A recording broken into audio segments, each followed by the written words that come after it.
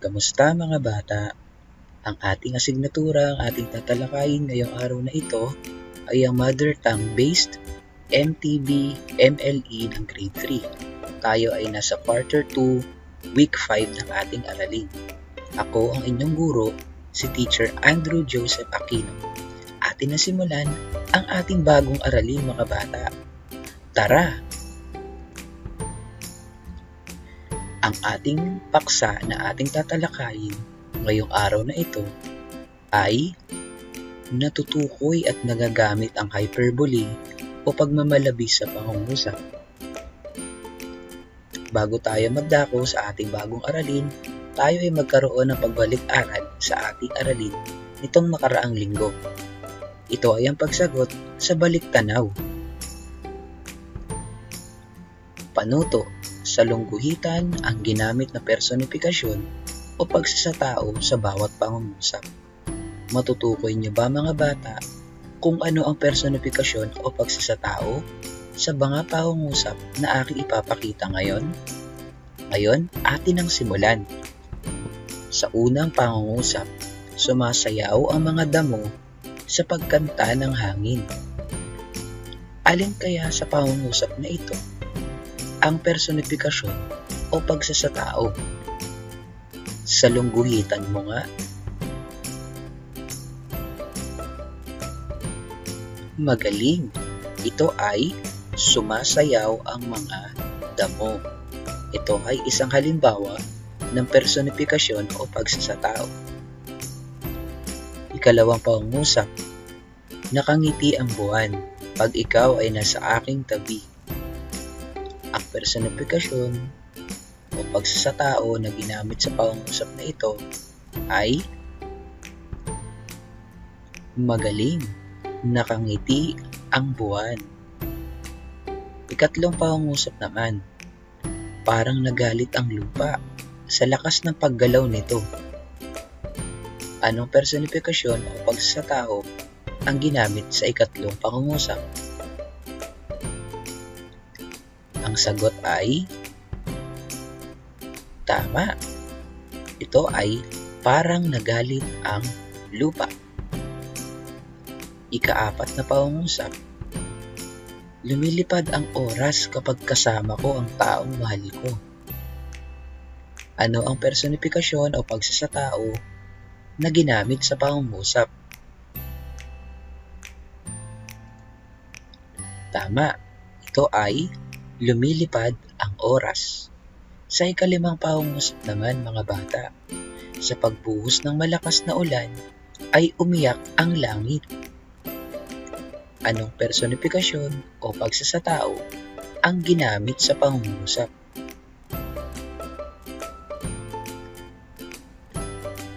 Magaling! Ito ay umiyak ang langit.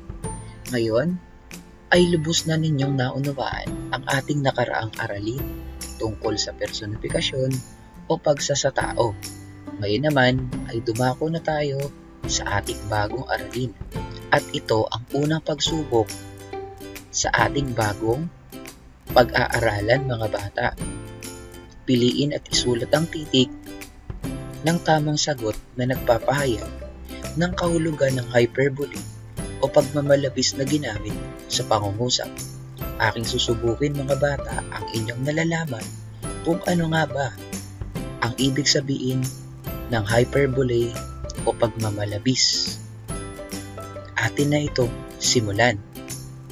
Lumipad ang bubog sa lakas ng sigaw ng mga tao nang matapos kumanta si Sarah Geronimo. Alamin muna natin kung nasaan o ano ang ginamit na hyperbole o pagmamalabis sa pangungusap na ito.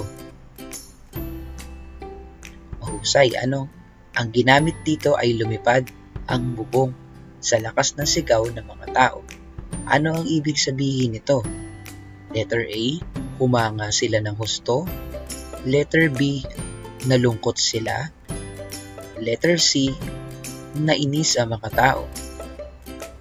Ang tamang sagot ay tama, mga bata. Humanga sila ng husto.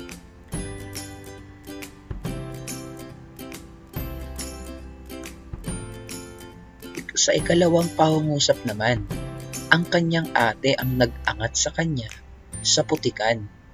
Ano ang ibig sabihin ng pangungusap na ito? At tukuyin natin at kung ano ang ibig sabihin ng hyperbole o pagmamalabis na tinutukoy sa pangungusap. Ito ba ay A, nagluklok sa kahirapan? Letter B, nag-ahon sa kasamaan? Letter C, nanatili sa kaginhawaan.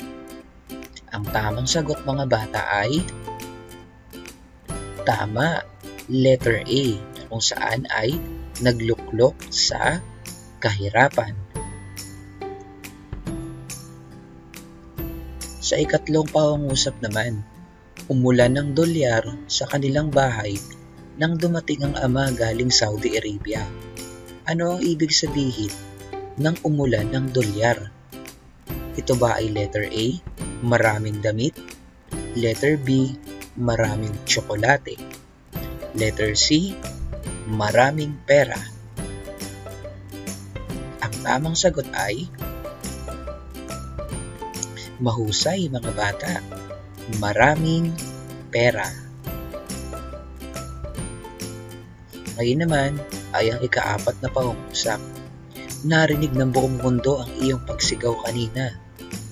Ano ang ibig sabihin ng pangungusap sa ikaapat na bilang? Ito ba ay letter A, ubod lakas na sigaw? Letter B, mahinang sigaw? O sa letter C, katamtamang sigaw? Ang tamang sagot ay ubod lakas na sigaw. Magaling, mga bata.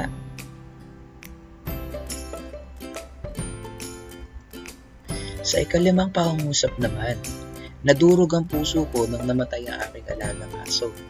Ano ang ibig sabihin ng nadurog ang puso? Letter A, naawa. Letter B, iyak ng iyak. Letter C, sobrang lungkot. Ang tamang sagot ay sobrang lungkot.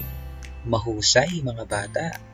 Ngayon ay maaari na tayo magpatuloy pa sa ating mga susunod na aralin dahil inyong nasagutan ng tama kung ano ang ibig sabihin ng hyperbole o pagmamalabis. Ngayon naman, ating simulan ang ating aralin sa araw na ito sa pamamagitan ng pagbasa ng tula. At ang pamagat ng tula na ating babasahin ngayong araw na ito, mga bata, ay ng pinamagatang Pag-ibig na biglang naglaho na isinulat ni Juby D. Padua. Atin ang simulan ang pagbabasa. Pag-ibig na biglang naglaho ni Juby D. Padua. Ako si Emong, edad 18, kasing laki ng elepante raw ako. Ito ang sabi ng ibang tao. Kaya nadudurog ang aking puso sa mga naririnig ko.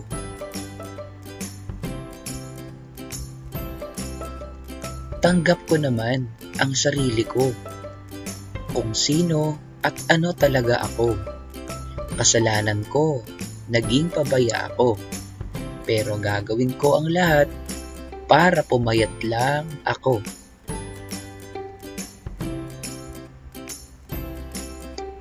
May napupusuan akong dalaga. Ngiti pa lang, puso'y lumulundag na. Lihim akong umiibig sa kanya. Kaya, lakas loob akong lumapit at niligawan ko na.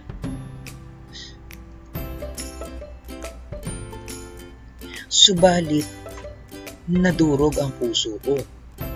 Ayaw ko sa matabang tulad mo.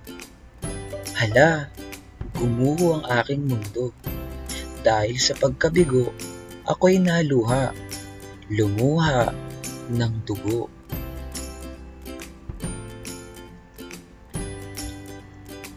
Ang pag-ibig na sinlalim ng dagat, inilipad ng hangin papalayo. Dahil sa lungkot at pagkabigo, madali akong sumuko. Kaya ito ay tuluyang naglaho.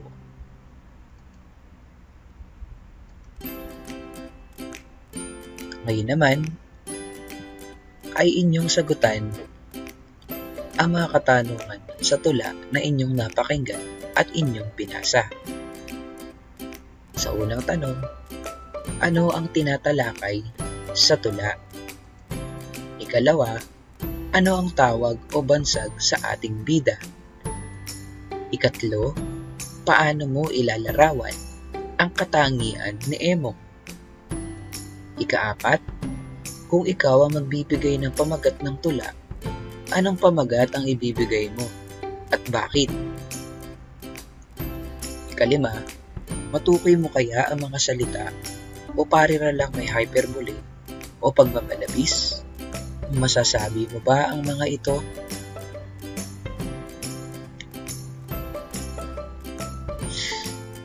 Ano nga ba ang ibig sabihin ng hyperbole o pagmamalabis? Ang hyperbole o pagmamalabis na pagkukumpara ay isang bagay na posibleng maganap sa tao, hayop, at sitwasyon. Ito ay nangangahulugang sobra-sobrang paglalarawan o paghahalintulad. Narito ang ilang ginamit na hyperbole sa mga pangungusap. Una, inilipad papataas ng hangin ang aking pangarap. Imposibleng liparin ang pangarap dahil hindi naman ito isang bagay na nahahawakan. Ikalawa, hayaan mong magsalita ang dyaryo para may matutunan ka. Imposibleng magsalita ito dahil hindi naman ito isang tao na may kakayahang magsalita. Ikatlo, ang bundok ay umurong nang makita ko ang liwanag ng araw. Alam natin na imposibleng umurong ang bundok dahil nakadesenyo ito sa iisang lugar kung saan siya nakalagay.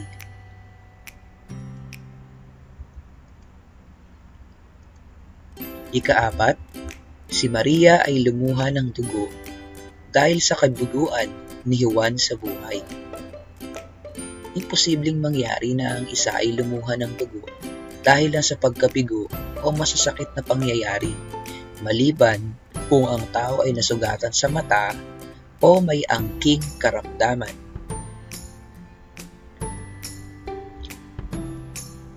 Ikalima, susungkitin ko ang buwan para patunayang mahal kita.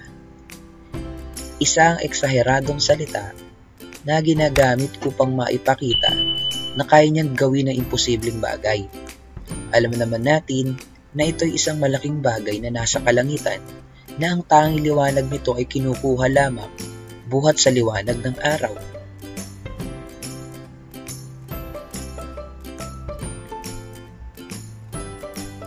Ngayon naman mga bata ay pagtambalin ng hyperbole o pagwawangi sa hanay A sa katumbas nito sa hanay B sa sagutang papel.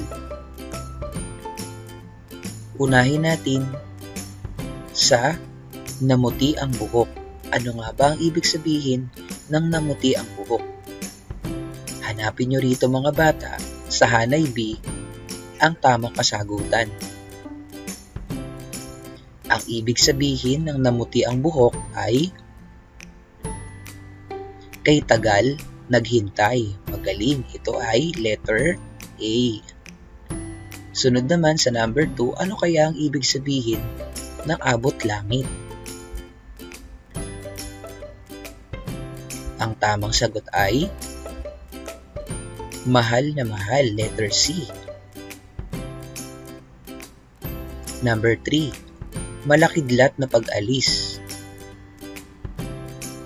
Ang tamang sagot ay tama, sobrang bilis ang paglisan. Ano naman ang ibig sabihin ng natunaw sa kilig? Ang tamang sagot ay tama, ito ay hiyang-hiya. Sa ikalimang bilang naman, ano ang ibig sabihin ng umusok ang ilong? Ang tamang sagot ay tama, ito ay nagalit. Mahusay mga bata. Ngayon, ay natutunan nyo na ang ibig sabihin na hyperbole o pagwawangis na ating tinatalakay ngayong araw na ito. Ngunit, hindi pa dyan nagtatapos mga bata dahil meron pa tayong mga gawain na inyong gagawin sa inyong self-learning module. At sasabihin ko sa inyo kung ano-ano ang mga gawain o ang inyong gagawin sa inyong self-learning module. At akin na sisimulan ang pagpapaliwanag sa kung ano ang inyong gagawin.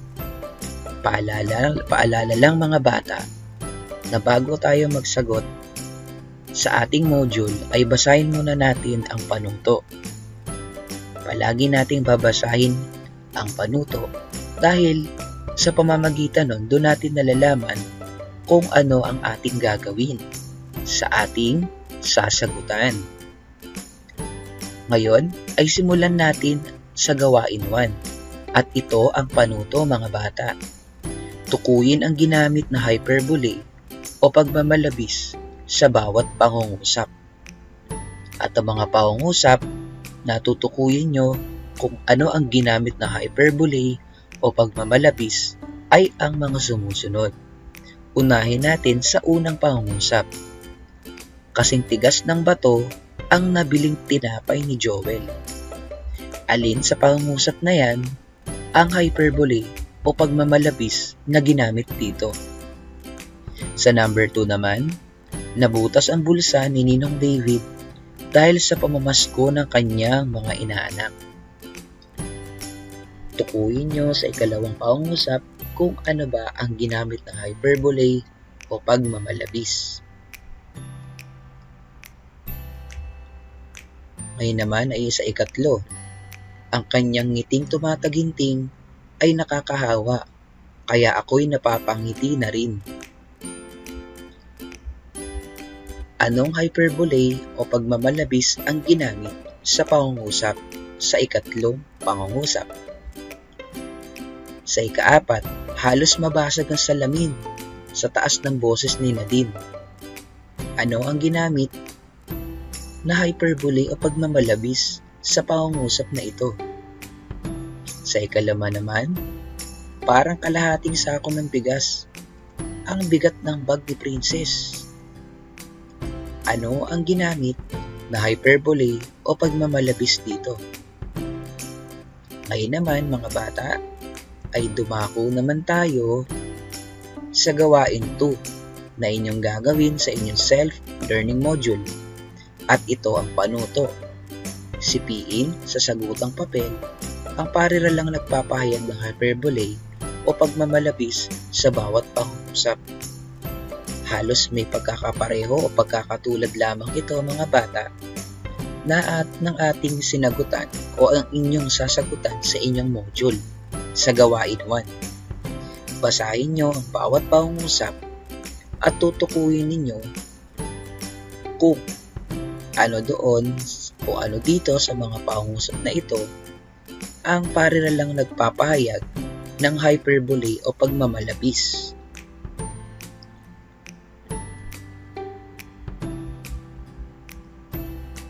Ngayon naman ay sa gawain 3. Piliin mula sa kahon ang angkop na hyperbole o pagmamalabis upang mabuo ang pangungusap. Ang gagawin nyo rito mga bata ay pipiliin mula sa kahon ang angkop na hyperbole o pagmamalabis upang mabuo ang pangungusap.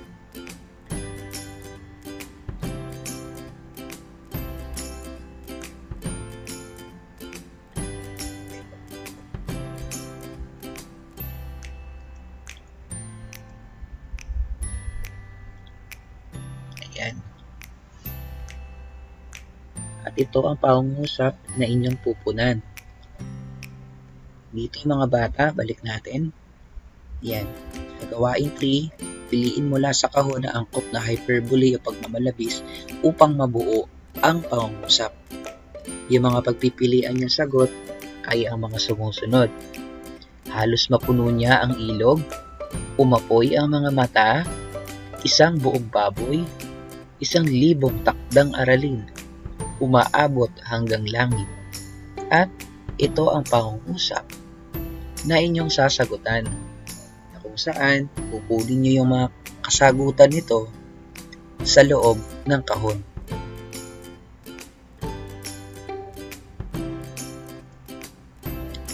Okay, ngayon naman ay tandaan, ang pagmamalabis o hyperbole sa English ay tayutay, na tinatawag natin na parts of speech na nagpapahayag ng masidhing kalabisan o kakulangan ng isang tao, bagay, pangyayari, kaisipan, damdamin, at iba pang katangian, kalagayan o katayuan.